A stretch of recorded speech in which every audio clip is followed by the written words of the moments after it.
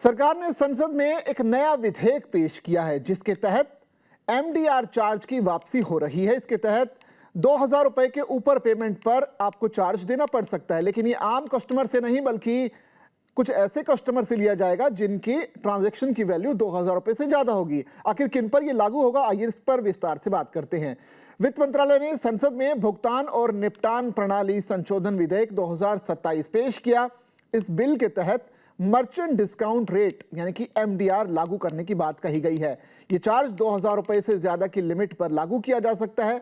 इसका मतलब यह है कि अगर 2,000 रुपए से ज्यादा का पेमेंट एक बार में किया जाता है तो एमडीआर चार्ज देना होगा, लेकिन यह लिमिट तभी सभी यूजर्स के लिए नहीं है बल्कि व्यवसाय से जुड़ा हुआ इसमें शामिल है। आम यूजर्स पर इसका कोई भी असर नहीं होगा, यानी कि दूध, सब्जियां, किराने का सामान जैसी रोजमर्रा की खरीदारी और ऑटो रिक्शा व टैक्सी के किराए पर इसका असर पड़ने की संभावना पूरी तरह से न के बराबर है। हालांकि सोशल मीडिया पर इसे लेकर काफी भ्रम फैला हुआ है। कुछ पोस्ट में यह दावा किया जा रहा है कि यह सभी यूजर्स पर लागू होगा, लेकिन ऐसा बिल्कुल भी नहीं है। आइए विस्तार से समझते हैं। दरअसल टाइम्स ऑफ इंडिया को सूत्रों से पता चला है कि ये जो प्रस्ताव मुख्य रूप से 2,000 रुपए से ज्यादा के व्यापारी लेन देन और बड़े कमर्शियल संस्थानों को टारगेट करता है। इससे कंज्यूमर टू कंज्यूमर के बीच हुए ट्रांजैक्शन को छूट होगी।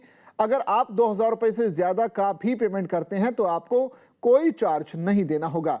आम यूजर्स पहले की तरह ही 2,000 रुपए से ज्यादा का भुगतान कर सकते हैं। सामान्य यूपीआई सीमा 1 लाख रुपए प्रतिदिन पेमेंट कर सकते हैं और कुछ स्पेशल कैटेगरी जैसे कि अस्पताल, शिक्षा, टैक्स में इससे कहीं ज्यादा सीमा तक पेमेंट की जा सकती है।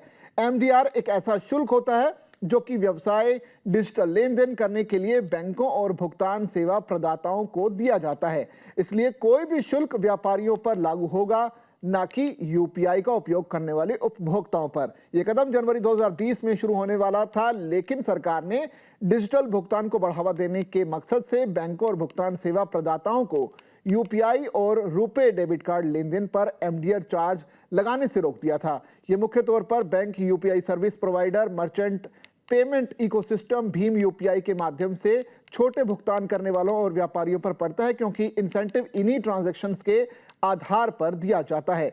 एक आंकड़े के मुताबिक 95% 2,000 रुपए से ज्यादा की लिमिट से कम वाले ही ट्रांजैक्शन होते हैं। सिर्फ 5% ट्रांजैक्शन ही 2,000 रुपए से ज्यादा का होता है। इसका मतलब यह है कि आप इन 5% मर्चेंट ट्रांजैक्शन वालों पर यह चार्ज होगा, जबकि टाइम्स ऑफ इंडिया की एक रिपोर्ट के मुताबिक 2,000 रुपए से ऊपर के व्यावसायिक लेन देन पर प्रस्तावित शुल्क 0.25% से 0.40% तक हो सकता है और यह 25 से 30 बेसिस पॉइंट्स तक के शुल्क पर भी चर्चा चल रही है। इसके लागू होने की समय सीमा पर अभी तक कोई फैसला नहीं लिया गया है।